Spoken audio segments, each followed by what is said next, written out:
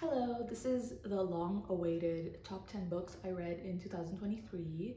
So in no particular order, I'm gonna share with you guys my favorite books that I read last year.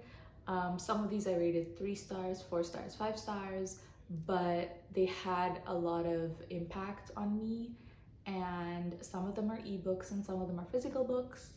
So let's just get right into it. The first book I read, and I think it was also the first book I read in 2023, is Henna House. And Henna House by Nomi Eve is basically a book about the Jewish diaspora in Yemen in the 1920s. This was before the Yemenite Jews were kicked out and exiled to Israel. So one of the reasons why I really like this story is because the Yemenite Jews are often overlooked in Arab history, especially in Yemeni history. Like, a lot of Yemenis don't really want to talk about this. So I just thought it was really interesting to learn about this topic, and it was also really interesting to learn about henna, just like the history behind henna and the meaning and the significance of henna in these societies back then. It also talks a lot about the history of Yemen at that time and the British rule, and just some of the conflicts going on in the 1920s. So yeah, that's Henna House by Nomi Eve. Then the next book we have is Circe by Madeline Miller, and I've always wanted to read Madeline Miller, so this is the first book I read by her, and I was blown away. Circe is basically the tale of Circe the witch in Greek mythology, and I believe it's from the Odyssey. So Madeline Miller just makes her own twist on Circe's story, her upbringing from when she was born to basically when she got old, and how people basically trifled with her, People basically, the reason why Circe is the way that she is because of the kind of pain and betrayal that she's faced throughout her whole life, from her parents to her siblings to her lover. So that was absolutely fantastic. And then after Circe, we have a few books by my new favorite author. I read them all as ebooks, so I'll just attach a photo. The first one we have is Mornings in Jenin, and it's by Susan Abdulhawa.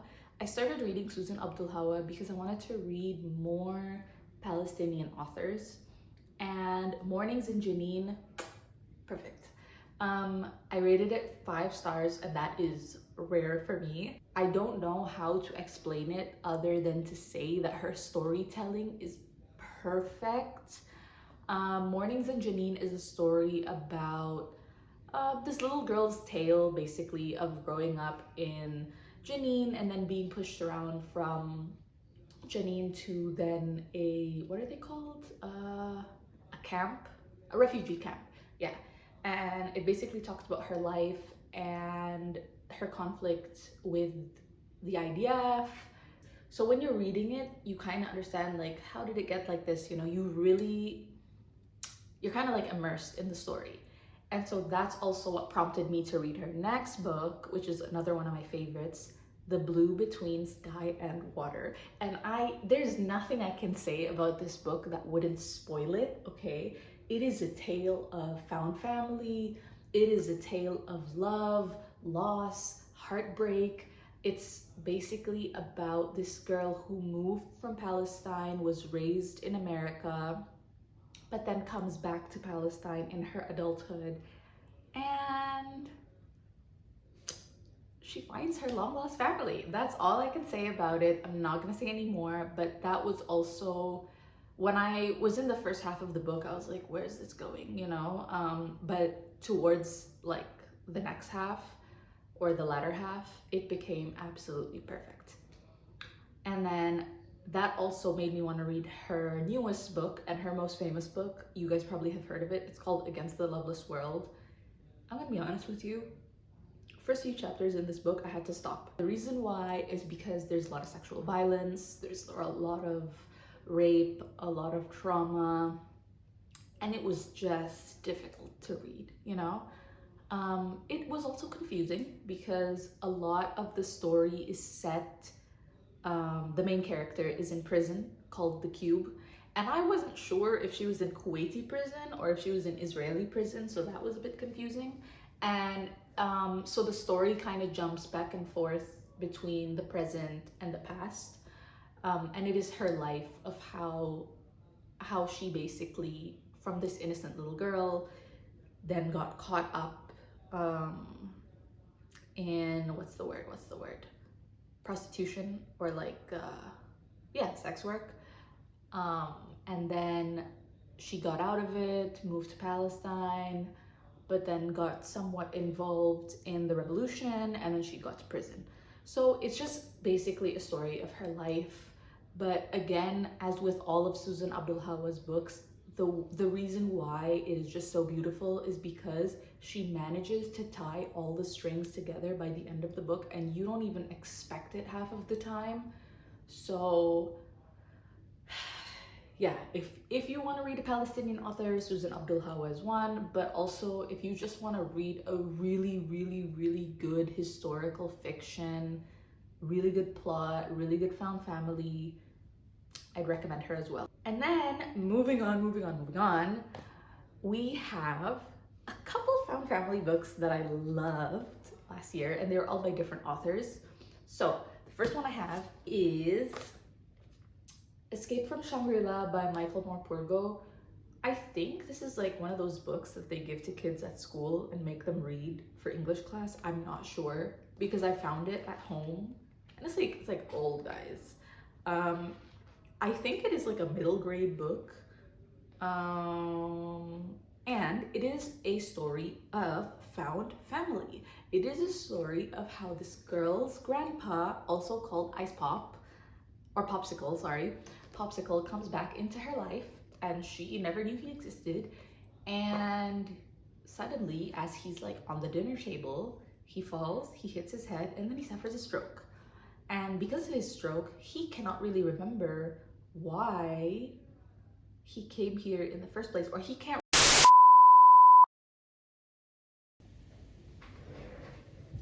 My phone storage was full, so we had to like delete some stuff. But yeah, I had recorded the whole thing, by the way, so I'm just gonna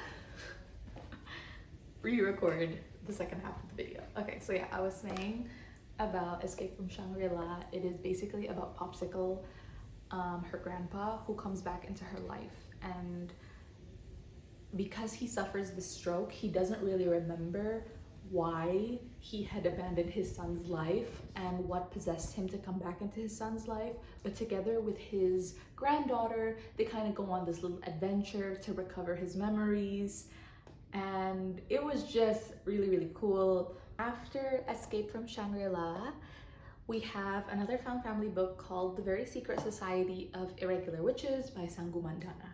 So this one is a story of how the main character is a witch, and she posts videos on YouTube about being a witch. So basically witchcore videos, but it's funny because, or it's ironic, because no one's actually gonna believe that she's a witch, right?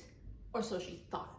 Because then she starts getting emails from this guy, Ian, who's like, I actually have 3 witches that I'd love for you to tutor.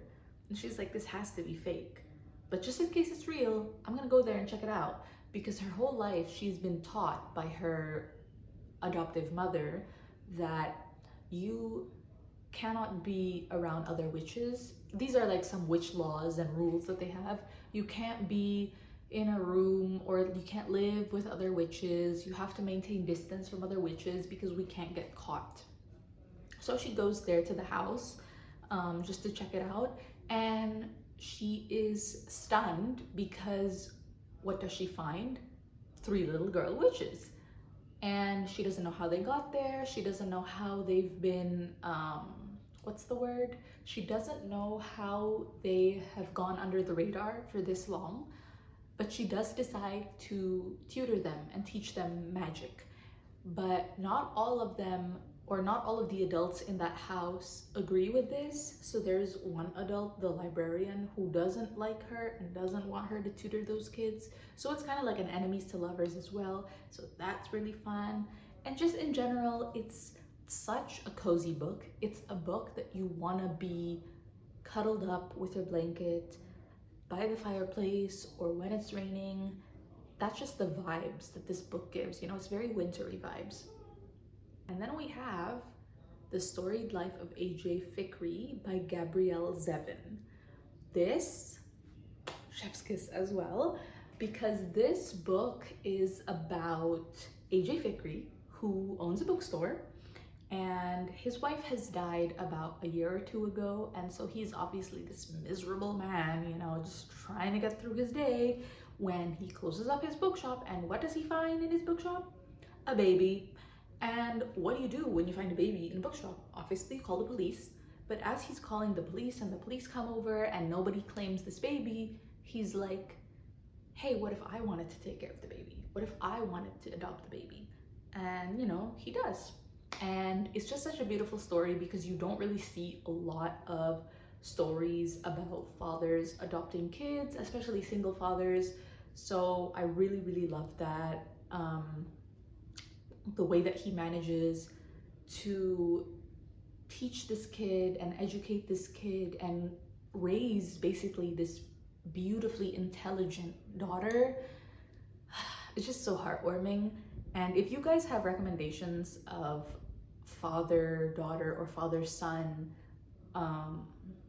relationships, like, please let me know, because I actually really like that dynamic a lot.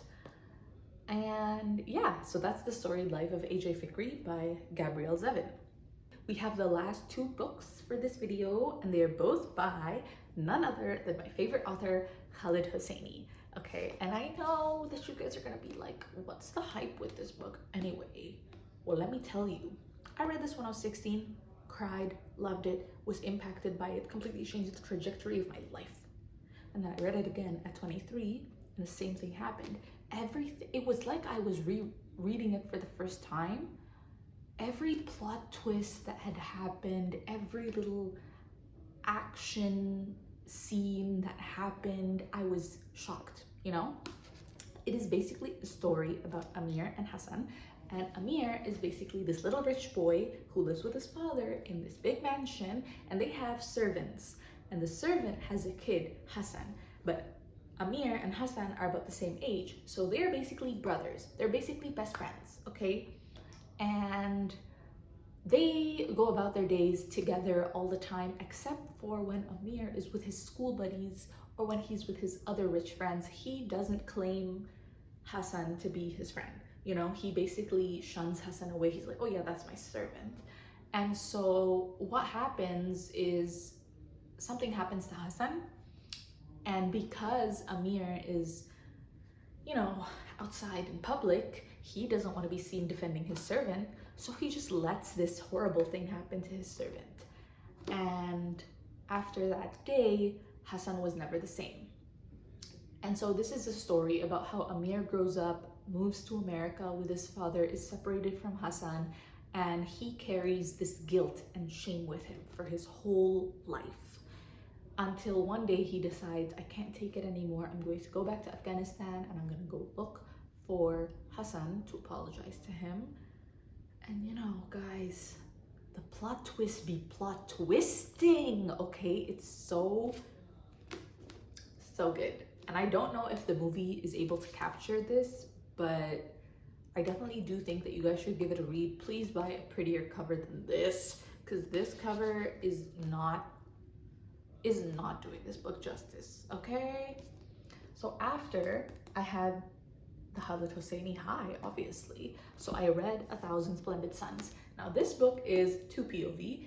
It is the POV of the main character. Mariam is basically this girl that got into an arranged marriage with this really old man, Rashid, and they have a horrible marriage because Mariam cannot produce babies for him. She basically keeps having miscarriages, stillbirths, you know, things like that.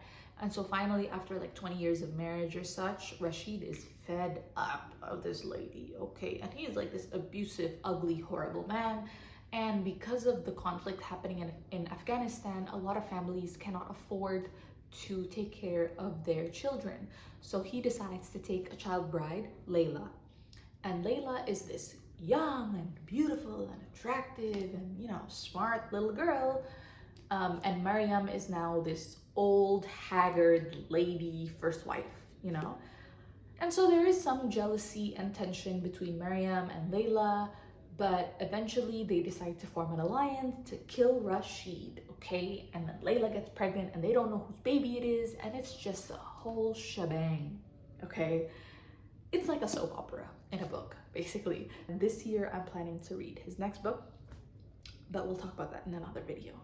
So that's it. Those are all my top 10 books of 2023. I hope that these recommendations are useful to you. I hope that you can take away something from this video, you know. And if you guys like this kind of bookish content, let me know, because I definitely have a lot of video ideas to make. This was so much fun to create as well. Yeah, thank you so much if you got to the end of this video. I really appreciate you watching. And yeah, I think that's it. I guess I will maybe see you